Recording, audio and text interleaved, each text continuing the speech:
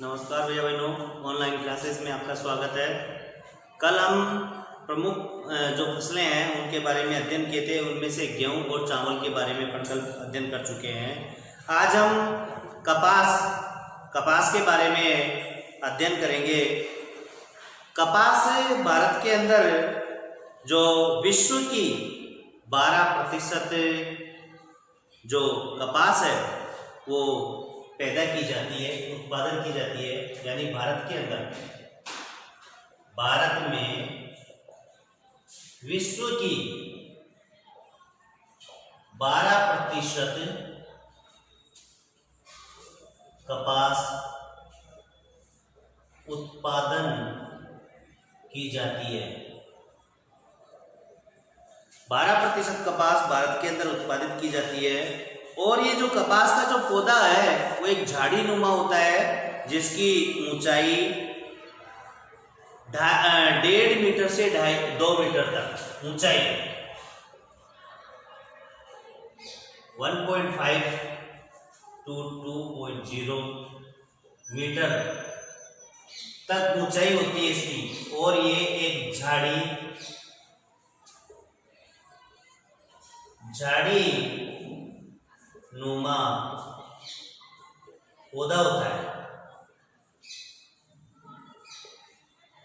झाड़ी नुमा पौधा होता है जिसके ऊपर डोडियां अर्थात बिनोला होता है। उस बिनोले की डोडियां इसमें आती है और उसके अंदर से बिनोले और बिनोले के चारों तरफ ये जो कपास है वो लगी हुई होती है। और बिनोला जानवरों को खिलाने के लिए एक पौष्टिक खाद्य यानी जानवरों के लिए एक पदार्थ है, अर्थात खल के रूप में इसका उपयोग किया जाता है। अब कपास की भौगोलिक स्थिति, कपास के लिए भौगोलिक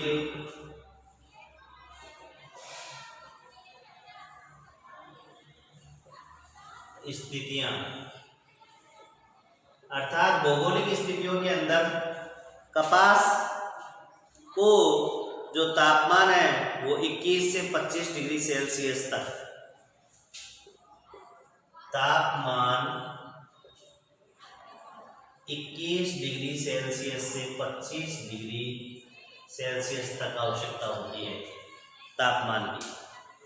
कपास के लिए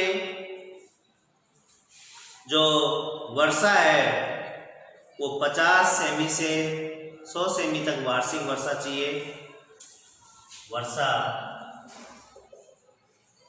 50 से 100 सेमी तक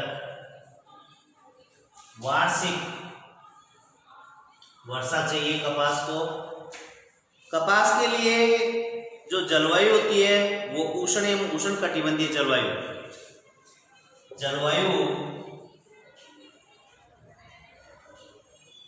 उष्ण एवं उष्ण कटिबंधीय जलवायु की आवश्यकता होती है। यानी थोड़ी गर्म प्रकार की जो जलवायु है उसकी जरूरत पड़ती है। मिट्टी होती है काली मिट्टी या कच्छारी मिट्टी, जिसको रेगड़ मिट्टी भी बोलते हैं अपन। काली मिट्टी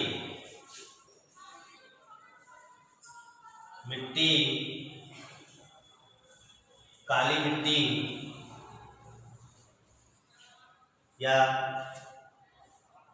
कच्छारी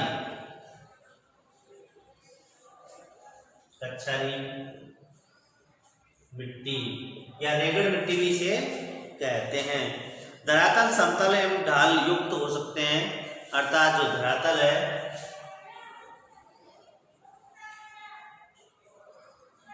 समतल या ढाल युक्त जो भूमि है उसके ऊपर भी खेती की जा सकती है। और श्रम व्यवस्था के अंदर श्रम सस्ता होना चाहिए, यानी सस्ता श्रम मिले। क्यों? क्योंकि ये जो पौधा है इसके अंदर से कपास को और चुनने के लिए अलग अलग डोडियों के अंदर से श्रम की आवश्यकता पड़ती है, अर्थात व्यक्तियों की आवश्यकता पड़ती है और व्यक्ति एक एक करके इसको निकालते हैं। भारत का जो कपास जो उत्पादन क्षेत्र है, अर्थात कपास उत्पादित क्षेत्र,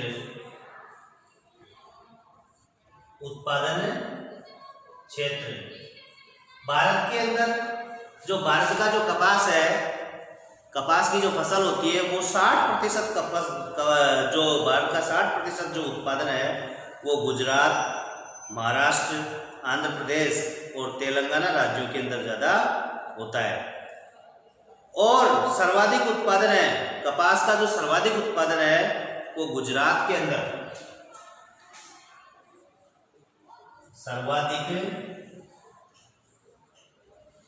उत्पादन गुजरात में होता है। 34.09% गुजरात के अंदर कितना होता है? 34.09% उत्पादन होता है। इसके अलावा महाराष्ट्र, आंध्र प्रदेश, हरियाणा, राजस्थान में भी, कर्नाटक, इसके अंदर भी कुछ कपास की फसल होती है। इसके साथ में इसके बाद है गन्ना उत्पादन। चौथा है गन्ना उत्पादन। गन्ना उत्पादन में भी भारत के अंदर गन्ने की भी अच्छी फसल की जाती है। गन्ने के द्वारा चीनी, गुड़ और अन्य जो पदार्थ हैं, सामान है, वो तैयार किए जाते हैं।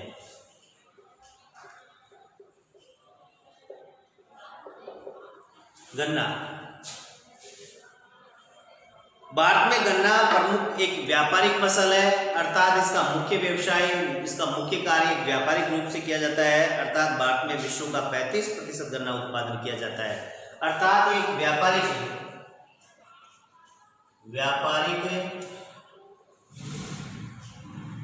फसल है और विश्व का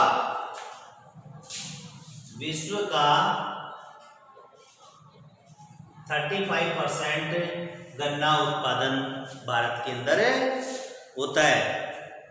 अर्थात भारत गन्ना उत्पादन में अपना दूसरा स्थान रखता है, जबकि प्रथम स्थान गन्ना उत्पादन में ब्राजील का है। प्रथम स्थान ब्राजील का है और द्वितीय स्थान भारत का। गन्ना उत्पादन में यानी प्रथम स्थान पर ब्राजील है। ब्राजील में सबसे ज्यादा गन्ना उत्पादित किया जाता है और दूसरे स्थान में भारत में। गन्ने की जो भौगोलिक स्थिति है, अर्थात जो भौगोलिक दशाएं या भौगोलिक स्थिति अपन कह सकते हैं। भौगोलिक दशाओं के अंदर भी देखिए तापमान, वर्षा, मिट्टी, खाद, भौगोलिक दशाएं, इसमें है तापमान। गन्ना 20 डिग्री से 30 डिग्री के मध्य तापमान चाहिए और इतना ही नहीं, ये जो तापमान है ये पाला इस फसल के लिए हानिकारक है। अर्थात पाला भी नहीं पड़ना चाहिए। अर्थात कहने का मतलब बर्फ गिरना, शीत ऋतु ज्यादा होना, यानी 20 डिग्री से 30 डिग्री तापमान चाहिए। 30 डिग्री तापमान और वर्षा 100 सेंटीमीटर से 200 सेंटीमीटर तक होनी चाहिए। 100 सेंटीमीटर से 200 सेंटीमीटर तक वार्षिक। उसके बाद है मिट्टी, दोमट या गहरी चिकनी लाल मिट्टी।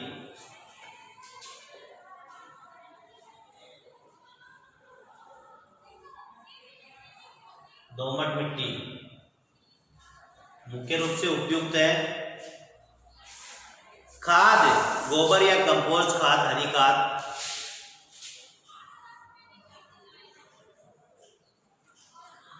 गोबर या कंपोस्ट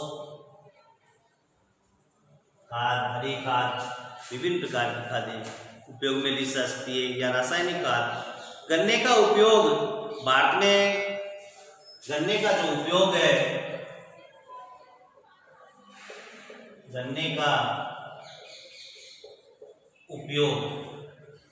गन्ने का उपयोग गुड़ बनाने, चीनी बनाने एवं अन्य प्रकार की जो चीजें होती है उनके अंदर किया जाता है। जैसे गुड़ बनाने में 40% गन्ने का उपयोग होता है, चीनी बनाने में 50% उपयोग होता है, और अन्य का मतलब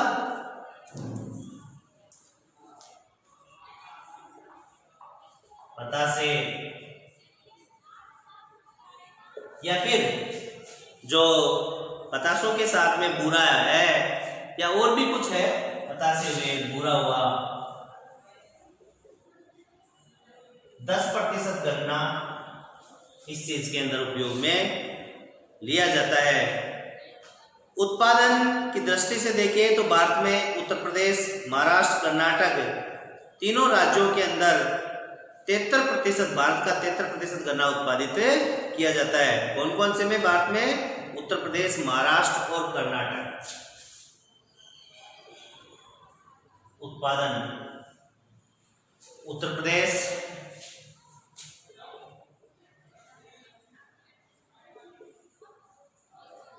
प्रदेश, महाराष्ट्र,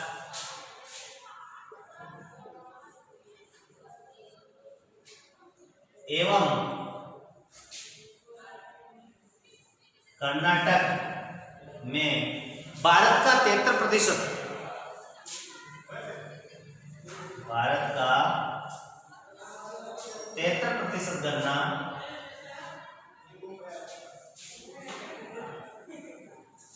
उत्पादित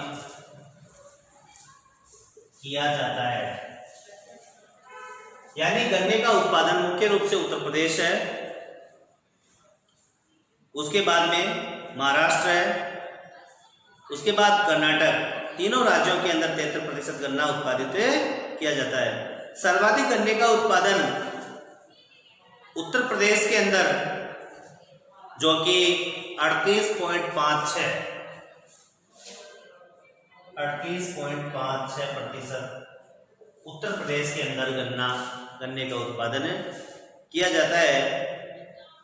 और गन्ने की जो कई प्रकार की जो समस्याएं हैं, वो गन्ने की समस्याएं भी होती है। गन्ने के अंदर कुछ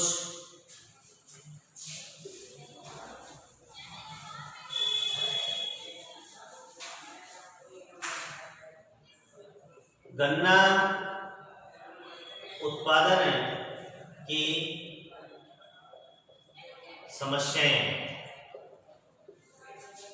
गन्ना उत्पादन की समस्याओं के अंदर मुख्य रूप से भारत में शुष्क ऋतु लंबी होने के कारण, अर्थात शुष्क जलवायु,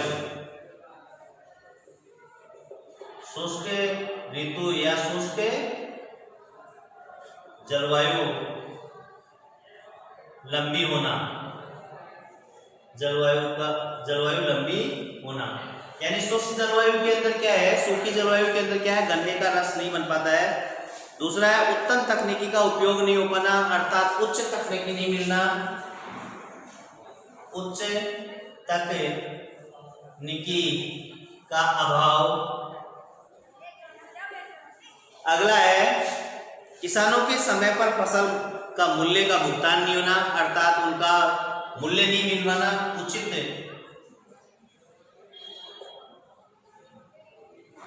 मूल्य का न मिलना।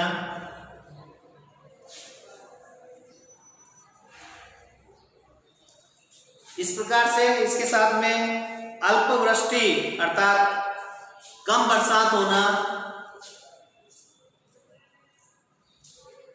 वर्षा का होना, इस प्रकार से विभिन्न प्रकार की समस्याएं होती है गन्ने की। गन्ने के बाद में है चाय।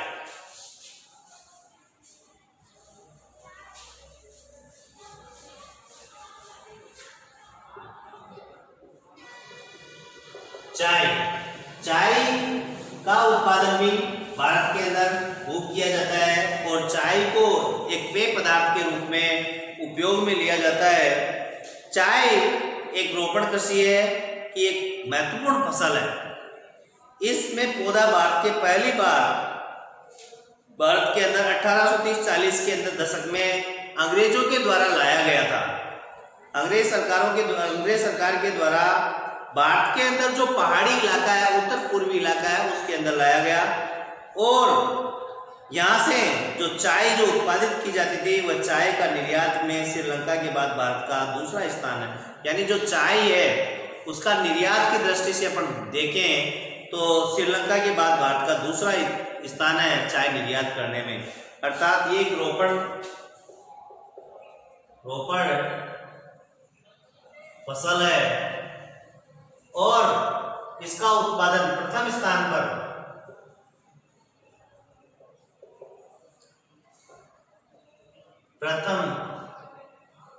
श्रीलंका और द्वितीय स्थान पर भारत का है। द्वितीय स्थान पे भारत है। इसके लिए जो भौगोलिक दशाएं हैं वो मुख्य रूप से भौगोलिक दशाएं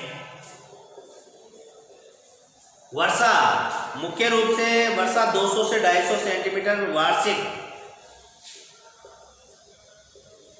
200 से 250 सेंटीमीटर तक वार्षिक और ये भी बारी बारी से वर्षा होनी चाहिए। अर्थात बरसात होगी तो फसल बढ़िया होगी, यानी चाय की खेती बढ़िया होगी। तापमान 25 डिग्री से 30 डिग्री सेल्सियस, 25 डिग्री सेल्सियस से 30 डिग्री सेल्सियस तक।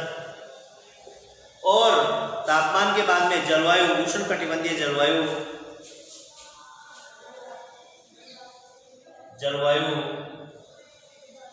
उष्ण कटिबंधीय जलवायु होनी चाहिए। मिट्टी गहरी या गंधक युक्त मिट्टी,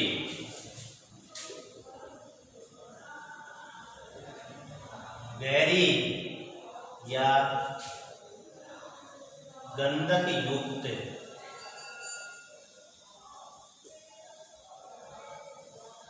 मिट्टी होनी चाहिए। धरातल समतल या ढालदार हो सकता है। श्रम यानी सस्ता होना चाहिए, श्रम भी सस्ता होना चाहिए क्योंकि चाय की पत्तियों को तोड़ने के लिए श्रम की आवश्यकता होती है। और चाय की खेती में भारत में 16 राज्यों में की जाती है। इसमें पश्चिमी बंगाल, तमिलनाडु, असम मिलकर के देश के कुल चाय का 95% उत्पादन करते हैं। चाय का उत्पादन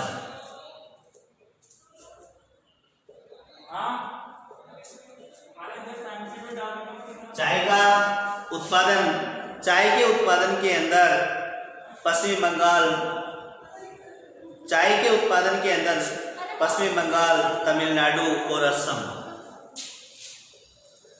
पश्चिमी बंगाल, तमिलनाडु व असम, ये तीनों मिलकर के और भारत की 75% चाय का उत्पादन करते हैं।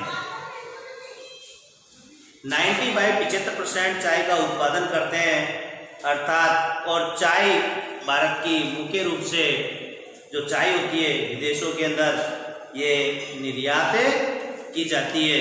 इस प्रकार से आज हम ये मुख्य फसलें हैं उनका अध्ययन किए हैं और आज के लिए अपना ये जो कृषि अध्याय है वो यहीं पे समाप्त होता है। धन्यवाद।